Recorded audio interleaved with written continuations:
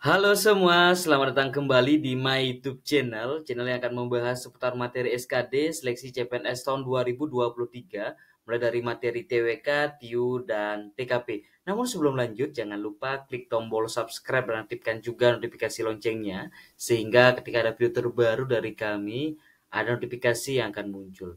Pada kesempatan video kali ini, saya akan mengajak teman-teman untuk membahas soal TWK full penelaran sebagai persiapan dari teman-teman dalam mengikuti seleksi kompetensi dasar CPNS tahun 2023 yang sebentar lagi akan dilaksanakan. Seperti apa soal TWK full penelaran? Kita mulai dari soal yang pertama. Baik teman-teman, soal yang pertama dinyatakan bahwa bagaimana bangsa Indonesia itu mengalami pertumbuhan dan perkembangan melalui berbagai tahap sejarah, dari zaman prasejarah, kemudian masa Sriwijaya dan Majapahit, hingga masa penjajahan, kemudian dilanjutkan dengan peristiwa Sumpah Pemuda pada tahun 1928 dan akhirnya mendeklarasikan kemerdekaan pada tanggal 17 Agustus 1945. Semua ini terjadi di wilayah negara Kesatuan Republik Indonesia yang terdiri dari ribuan pulau besar dan kecil.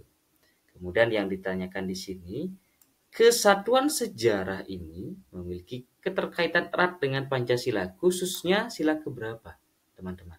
Sekali lagi, bagaimana kesatuan sejarah, di mana mulai dari tahap prasejarah hingga tingkat proklamasi kemerdekaan yang dikaitkan dengan Pancasila, khususnya sila keberapa? Silahkan teman-teman memilih apakah opsi yang A, ketuhanan yang Maha Esa, apakah opsi yang B, kemanusiaan yang adil dan beradab, apakah opsi yang C, persatuan Indonesia, apakah opsi yang D, kerakyatan yang dipimpin oleh hikmat kebijaksanaan dalam permusyawatan perwakilan, ataukah opsi yang E, keadilan sosial bagi seluruh rakyat Indonesia. Kalau kita cermati, teman-teman, bahwa yang menjadi kata kunci di sini adalah kesatuan sejarah. Jadi kesatuan sejarah ini menjadi kunci dari soal yang pertama ini, teman-teman. Bahwa bagaimana kesatuan sejarah ini kita kaitkan dengan nilai Pancasila, maka opsi yang paling tepat adalah opsi yang benar sekali, opsi yang C, Persatuan Indonesia. Itu yang erat kaitannya dengan bagaimana secara historis perjuangan bangsa Indonesia untuk meraih kemerdekaannya. Sekali lagi, opsi yang paling tepat, teman-teman, itulah opsi yang C. Kita lanjutkan soal berikutnya, soal nomor 2. Di mana soal nomor 2 ini dinyatakan Budi ikut pemilihan RT. Pada saat pemilihan, Budi merasa diperlakukan tidak adil sehingga dia dan simpatisannya itu melakukan mosi tidak percaya. Jadi merasa tidak puas sehingga mengakibatkan Budi melakukan mosi tidak percaya. Kemudian demo, bahkan melakukan intimidasi terhadap panitia seperti meneror dan lain-lain agar menganulir keputusan panitia. Kemudian yang menjadi pertanyaan soal nomor 2 ini, teman-teman, sebenarnya hal ini tidak akan terjadi apabila Budi dan simpatisannya mengamalkan Pancasila, khususnya sila yang dilambangkan dengan apa, teman-teman? Sekali lagi, soal nomor 2 itu dinyatakan bagaimana mengikuti pemilihan RT. Budi mengikuti pemilihan RT, kemudian saat pemilihan Budi merasa, nah ini baru perasaan pribadinya, ya. Jadi merasa diperlakukan tidak adil sehingga dia dan simpatisannya melakukan mosi tidak percaya, demo, bahkan melakukan intimidasi terhadap panitia. Itu menunjukkan bagaimana di kasus soal nomor 2 Budi tidak menghargai keputusan dari sebuah pemilihan itu sendiri. Gimana sekali lagi soal nomor 2 ini terkait dengan pemilihan atau dalam kasus soal nomor 2 pemilihan RT. Silakan teman-teman memilih opsi yang paling tepat, apakah opsi yang A itu disimpulkan dengan bintang, apakah opsi yang B disimpulkan dengan kepala banteng, ataukah opsi yang C disimpulkan dengan pohon beringin, ataukah opsi yang D itu disimbolkan dengan rantai, ataukah opsi yang E yang disimbolkan dengan padi dan kapas. Sekali lagi, opsi yang paling tepat disinilah terkait dengan pemilihan. Walaupun terkait dengan soal nomor 2 ini ada rasa tidak adil, ya, ini sebagai pengecoh, teman-teman. Jangan sampai kita terkecoh dengan kata adil seperti soal nomor 2 ini. Secara keseluruhan, di narasi soal nomor 2 inilah terkait dengan proses pemilu dan bagaimana Budi harus menghargai keputusan yang menjadi hasil dari pemilihan RT ini. Dan apabila Budi dan simpatisan mengamalkan Pancasila, maka terkait dengan mosi tidak percaya, bahkan demo dan intimidasi terhadap panitia itu tidak akan terjadi. Maka dari itu, sila Pancasila yang seharusnya Budi amalkan itu adalah sila yang dilambangkan dengan opsi yang paling tepat adalah opsi B. Ya. Jadi sila yang keempat yang disimbolkan dengan kepala banteng. Sekali lagi, opsi yang paling tepat adalah opsi yang B, yang disimbolkan dengan kepala banteng. Baik, teman-teman, kita lanjutkan soal berikutnya. Soal nomor 3. Di mana di soal nomor 3 dinyatakan dalam setiap bermusyawarah bukan hanya setuju dalam pengambilan keputusan, namun keaktifan berbicara dalam menyumbangkan saran, sanggahan, dan pendapatnya dalam musyawarah. Adapun, nah ini ya, kita masuk kepada inti dari pertanyaan soal nomor 3. Adapun nilai-nilai luhur yang terkandung dalam setiap pengambilan keputusan yang sesuai dengan nilai kemanusiaan yang adil dan beradab adalah apakah opsi yang A, opsi yang B, C, D, ataukah opsi yang E? Silakan teman-teman memilih yang mana sekiranya opsi yang paling tepat untuk soal nomor 3 ini. Di soal nomor 3, sekali lagi yang menjadi inti pertanyaan bagaimana pengambilan keputusan. Di pengambilan keputusan itu yang didasari oleh nilai kemanusiaan yang adil dan beradab. Jadi kombinasi antara sila yang keempat dengan sila yang kedua. Kalau kita analisis satu persatu, teman-teman, opsi yang A, setiap peserta musyawarah harus sadar menerima dan melaksanakan keputusan musyawarah dengan sepenuh hati. Ini tidak muncul terkait dengan nilai kemanusiaannya. Sekali lagi, opsi yang A itu tidak mencuat atau tidak memunculkan bagaimana nilai kemanusiaan yang adil dan beradabnya. Sehingga opsi yang A kurang tepat. Opsi yang B, setiap hasil musyawarah itu harus dapat dipertanggungjawabkan secara moral terhadap Tuhan Yang Maha Esa. Ini kita kaitkan Pancasila sila yang keempat dengan sila yang pertama. Karena bagaimana hasil musyawarah dipertanggungjawabkan secara moral terhadap Tuhan Yang Maha Esa. Ini adalah sila keempat yang dihubungkan dengan sila yang pertama, teman-teman. Kemudian opsi yang C, hasil keputusan tetap menjunjung tinggi harkat martabat manusia. Nah ini teman-teman, bagaimana sila yang keempat, bagaimana hasil keputusan itu tetap menjunjung tinggi harkat dan martabat manusia. Harkat dan martabat manusia itu merupakan nilai kemanusiaan. Bagaimana menghargai kedudukan dari setiap orang atau harkat dan martabat manusia itu sendiri. Kalau kita perhatikan opsi yang lain ya, opsi yang D, bagaimana dalam musyawarah setiap peserta harus mau mendengarkan dan menghormati setiap pembicara walaupun kurang berkenan dalam hati walau beda pandangan. Nah, di sini tidak ada kaitannya dengan bagaimana sila yang kedua. Kemudian opsi yang E, setiap hasil musyawarah harus betul-betul menjadi keputusan bersama walaupun dengan suara terbanyak. Nah, di sini konteksnya suara terbanyak yang mengakibatkan kurang tepat dan tidak mencuat juga terkait dengan nilai kemanusiaan. Maka dari itu teman-teman, untuk soal nomor 3 ini, opsi yang paling tepat di mana pengambilan keputusan yang sesuai dengan nilai kemanusiaan itulah opsi yang tepat, opsi yang C, teman-teman. Hasil keputusan tetap menjunjung tinggi harkat dan martabat manusia. Baik, kita lanjutkan soal berikutnya. Soal nomor 4.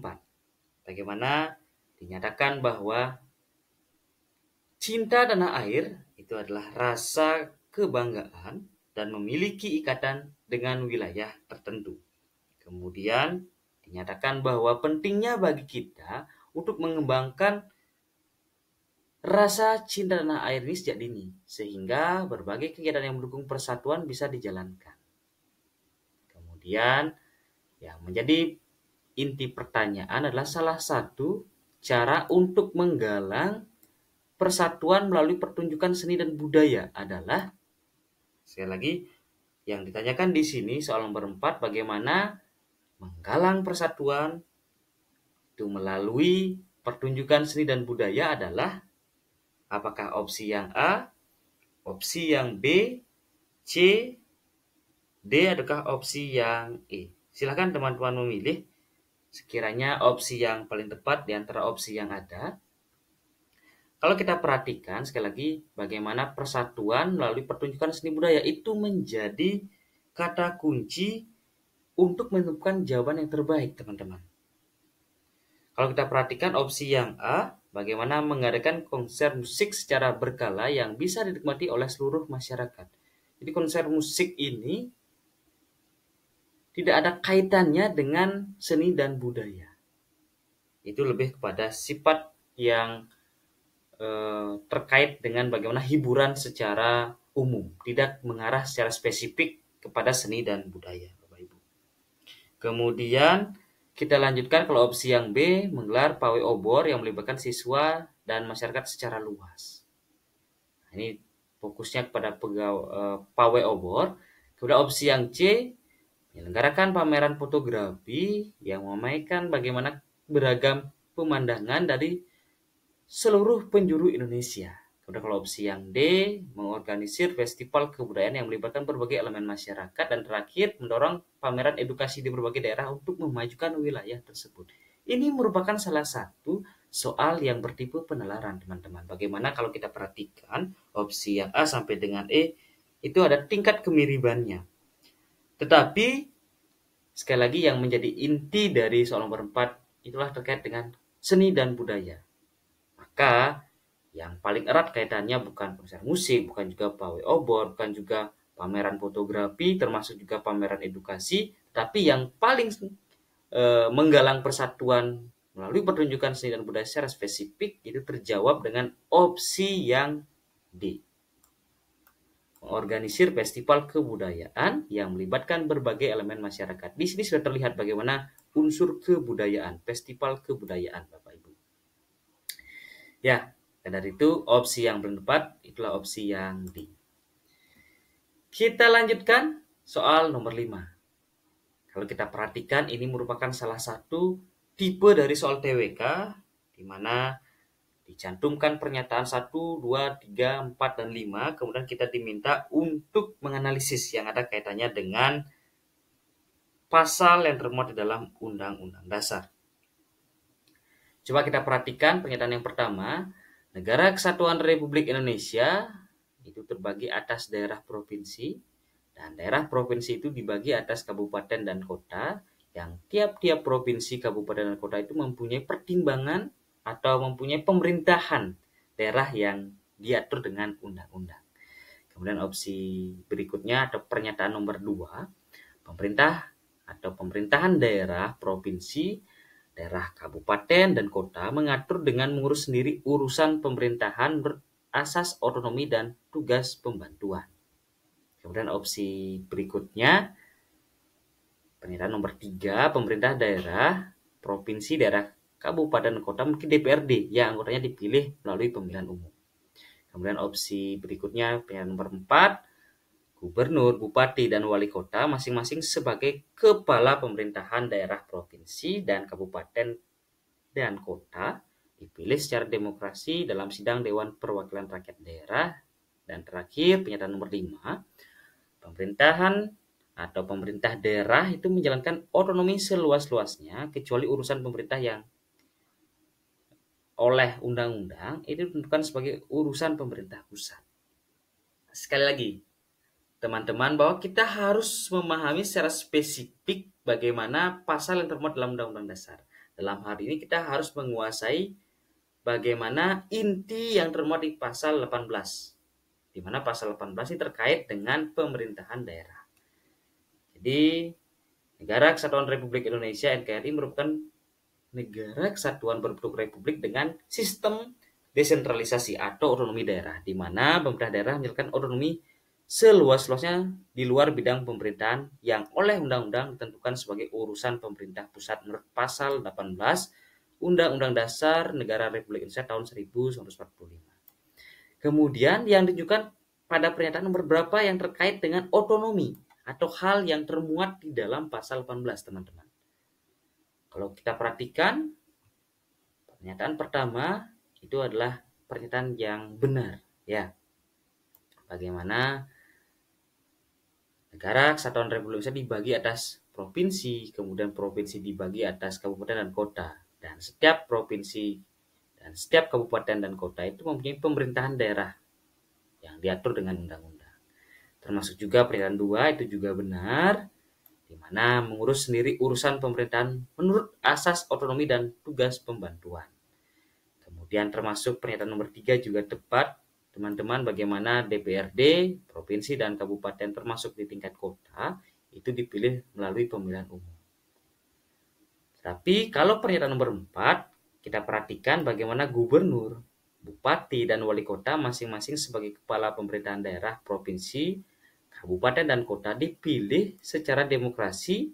Nah, jadi dipilih secara demokrasi dalam sidang Dewan Perwakilan Rakyat Daerah.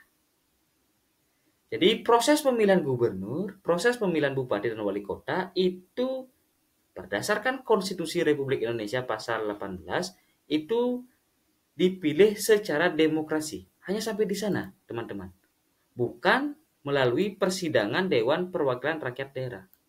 Jadi yang memilih gubernur, bupati dan wali kota itu bukan DPRD, baik itu DPRD provinsi, termasuk DPRD kabupaten, tetapi dipilih secara demokrasi atau demokratis dalam pasal 18. Kemudian pernyataan 5, bagaimana pemerintah daerah menjalankan otonomi seluas-luasnya kecuali urusan pemerintahan yang oleh undang-undang ditentukan sebagai urusan pemerintah pusat. Ya, tepat sekali. Tapi jika kita perhatikan kembali bahwa opsi yang salah adalah pernyataan nomor 4. Maka dari itu, di antara opsi yang ada, yang tepat sesuai dengan pasal 18 itu adalah 1, 2, 3, dan 5. Karena itu opsi yang tepat adalah opsi yang D. 1, 2, 3, dan 5. Kita lanjutkan soal berikutnya, soal nomor 6. Masih terkait dengan pasal yang termuat dalam Undang-Undang Dasar, tetapi sekali lagi teman-teman yang diminta adalah bukan terkait dengan bagaimana bunyi dari pasal yang terdapat di dalam Undang-Undang Dasar. Tetapi yang menjadi pertanyaan adalah bagaimana implementasi, bagaimana pelaksanaan berdasarkan pasal yang termuat di dalam Undang-Undang Dasar tersebut, termasuk soal nomor 6 ini. Dalam pelaksanaan kedaulatan rakyat, jadi teman-teman kita maknai dulu apa arti kedaulatan rakyat yang sering kita dengarkan. Bahwa kedaulatan rakyat memiliki makna kekuasaan tertinggi itu berada di tangan rakyat. Itu sudah ditegaskan dalam konstitusi kita. Bagaimana seorang warga negara Indonesia memiliki hak dan kewajiban tertentu. Salah satu implementasi dari pasal 1 ayat 2. Nah, jadi 1 ayat 2 itu menyatakan bagaimana kedaulatan tertinggi berada di tangan rakyat dan dilaksanakan menurut Undang-Undang Dasar. Itu pasal 1 ayat 2. Maka dari itu yang menjadi implementasi dari pasal 1 ayat 2 apakah opsi yang A, B, C, D, ataukah opsi yang E? Silakan teman-teman memilih sekiranya jawaban yang paling tepat menurut teman-teman. Kalau kita perhatikan, opsi yang A memberikan hak khusus pada golongan tertentu dalam pemilihan umum. Ini tidak ada secara diskriminasi. Warga negara Indonesia memiliki hak yang sama dan kewajiban yang sama, tidak ada hak spesial dalam proses pemilihan umum. Maka dari itu opsi yang A kurang tepat. Opsi yang B memberikan kewajiban khusus kepada warga negara yang tinggal di luar negeri. Itu juga tidak termasuk implementasi secara umum. Bagaimana pasal 1 ayat 2. Di mana pasal 1 ayat 2, sekali lagi saya ulangi, itu kedaulatan tertinggi berada di tangan rakyat. Kita bahas secara umumnya, teman-teman. Kalau opsi yang C, memberikan hak khusus kepada kelompok tertentu dalam pengambilan keputusan politik. Nah, ini adanya diskriminasi, adanya pembeda antara satu warga dengan warga negara yang lain, itu tidak menunjukkan bagaimana asas dari pemilihan umum sendiri. Bagaimana asas umum, langsung, bebas, rahasia, jujur, dan adil, itu tidak termuat di opsi yang A, B, dan C. Kita perhatikan opsi selanjutnya, opsi yang D, memberikan hak suara kepada setiap warga negara yang telah mencapai usia 17 tahun. Nah, ini yang menjadi implementasi yang paling sesuai berdasarkan pasal 1 ayat 2. Bagaimana setiap warga negara yang sudah memenuhi peraturan perundang-undangan umur 17 tahun itu memiliki hak. Dalam hal inilah hak untuk memberikan suara dalam proses pemilihan umum. Kalau opsi yang E, memberikan kewajiban khusus kepada warga negara yang tinggal di daerah terpencil. Nah, yang menjadi opsi yang paling tepat sekali lagi adalah opsi yang D. Ini merupakan bagaimana pelaksanaan atau implementasi secara umum dari kedaulatan rakyat tanpa adanya pemberian hak khusus, tanpa adanya kewajiban khusus kepada warga negara Indonesia. Tapi yang paling sesuai itulah opsi yang D. Sekali lagi, memberikan hak suara kepada setiap warga negara Indonesia yang telah mencapai usia 17 tahun sebagai syarat untuk memilih atau sudah menikah, itu memberikan hak suara dalam proses pemilu. Kita lanjut soal berikutnya, soal nomor 7. Kebersamaan dan gotong royong sudah merupakan kepribadian bangsa Indonesia yang sudah diwarisi secara turun-temurun dari zaman nenek moyang kita, dari masa ke masa. Oleh karenanya, kita sebagai generasi penerus harus mampu. Nah, ini pernyataan terkait dengan soal TWK penelaran, teman-teman, tanpa ada hafalan, tetapi bagaimana sebagai generasi penerus untuk melanjutkan, untuk melestarikan bagaimana keberagaman dan gotong royong, apa yang bisa kita lakukan? Apakah opsi yang A, B, C, D, ataukah opsi yang E, teman-teman? Silahkan teman-teman memilih opsi yang terbaik untuk menjadi jawaban soal nomor 7. Kalau kita perhatikan opsi yang A, merenungkan dalam kehidupan sehari-hari, baik dalam kehidupan keluarga maupun bermasyarakat. Ini hanya kata kerja merenungkan. Ini kurang tepat sebagai generasi penerus bangsa. Hanya merenungkan kebersamaan dan gotong royong yang sudah merupakan menjadi kepribadian bangsa Indonesia. Kalau opsi yang B, mengamalkan dalam kehidupan jika menguntungkan dan mensejahterakan keluarga. Ini ada konteksnya mengutamakan kepentingan pribadi. Mengamalkan tetapi ada persyaratannya jika menguntungkan dan mensejahterakan keluarga. Itu yang jadi penyebab opsi yang B kurang tepat ya, teman-teman. Kemudian opsi yang C, kita perhatikan mewarisi dan melestarikannya. Ini dua kata kerja yang dilakukan sebagai generasi penerus bangsa. Sepanjang masa karena kepribadian, kebersamaan, dan gotong royong dapat membuat perekat ikatan kekeluargaan dalam hidup sebagai makhluk sosial. Kemudian kita perhatikan opsi yang D, menjaga untuk diwariskan bagi kehidupan anak cucu kelak.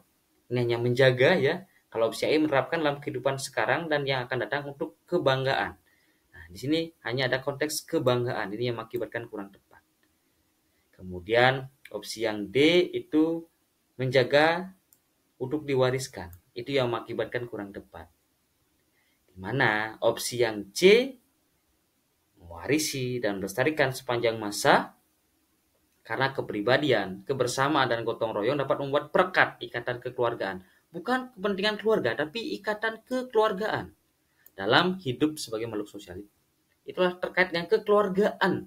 Bagaimana kita sebagai masyarakat, berbangsa dan bernegara, itu kegiatan gotong royong sebagai kepribadian bangsa Indonesia. Sekali lagi, opsi yang paling tepat adalah opsi yang C. Kita lanjutkan soal berikutnya, soal nomor 8. Di mana dalam setiap bermusyawarah bukan hanya setuju dalam pengambilan keputusan, namun keaktifan berbicara dalam menyumbangkan saran, sanggahan, dan pendapatnya dalam musyawarah. Adapun nilai leluhur yang terkandung dalam setiap pengambilan keputusan yang sesuai dengan nilai kemanusiaan dan beradab adalah apakah opsi yang A, B, C, D, ataukah opsi yang E, teman-teman. Kalau kita perhatikan kembali bahwa bagaimana pengambilan keputusan itu yang dikaitkan dengan nilai kemanusiaan. Jadi sila yang keempat yang dikaitkan dengan sila yang kedua. Ini sudah sempat kita diskusikan tadi di soal sebelumnya. Itu opsi yang paling tepat itu adalah opsi yang C. Hasil keputusan tetap menjunjung tinggi harkat dan martabat manusia. Ini terkait dengan kemanusiaan. Kemudian kita lanjutkan soal nomor 9. Demokrasi dan kebebasan berpendapat merupakan dua hal yang tidak bisa dipisahkan satu sama lain. Suatu negara dapat dikatakan sebagai negara demokrasi apabila membiarkan penduduknya bebas berekspresi dan berpendapat baik dalam bentuk lisan maupun tulisan. Kemerdekaan menyampaikan pendapat adalah, ini merupakan tipe dari soal TWK penalaran, teman-teman. Bagaimana kita diminta untuk bernalar apa yang menjadi makna kemerdekaan menyampaikan pendapat. Apakah opsi yang A, B, C, D, ataukah opsi yang E, teman-teman? Silakan dipilih sekiranya opsi yang paling tepat untuk menjadi jawaban soal nomor 9 itu opsi yang mana. Kalau kita perhatikan opsi yang A, hak setiap warga negara untuk menyampaikan pikiran dengan lisan, tulisan, dan sebagainya secara bebas dan bertanggung jawab sesuai dengan ketentuan peraturan perundang-undangan yang berlaku. Itu cukup baik, tapi kita simpan dulu ya. Kita analisis opsi berikutnya. Kalau opsi yang B, hak setiap warga negara berhak untuk menyampaikan pikiran dengan lisan, tulisan, dan sebagainya tanpa tanggung jawab sesuai dengan hati nuraninya. Kalau kita perhatikan di sini, konteksnya sudah negatif, tanpa tanggung jawab. Ini mengakibatkan kurang tepat. Seharusnya dengan penuh rasa tanggung jawab. Opsi yang C, hak setiap warga negara untuk menyampaikan pikiran dengan lisan, tulisan, dan sebagainya. Kita simpan dulu. Karena opsi yang D, hak setiap warga negara untuk berkewajiban menyampaikan pikiran dengan lisan, tulisan, dan sebagainya secara bebas dan bertanggung jawab sesuai dengan ketentuan peraturan perundang-undangan. Kemudian kita perhatikan kembali opsi yang E, bagaimana hak setiap warga negara berhak dan wajib untuk menyampaikan pikiran dengan lisan, tulisan, dan sebagainya secara bebas dan bertanggung jawab sesuai dengan ketentuan peraturan perundang-undangan yang berlaku. Nah, kalau kita perhatikan, ini soal TWK penalaran. Ada tingkat kemiripan yang sangat tinggi, teman-teman.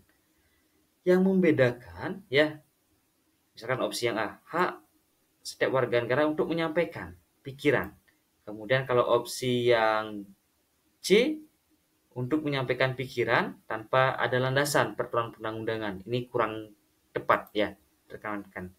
Kemudian opsi yang D, hak setiap warga negara untuk berkewajiban menyampaikan. Nah, sekali lagi, kemerdekaan menyampaikan pendapat itu adalah pasal 28 kalau kita perhatikan secara bersama, itu merupakan hak dan kewajiban.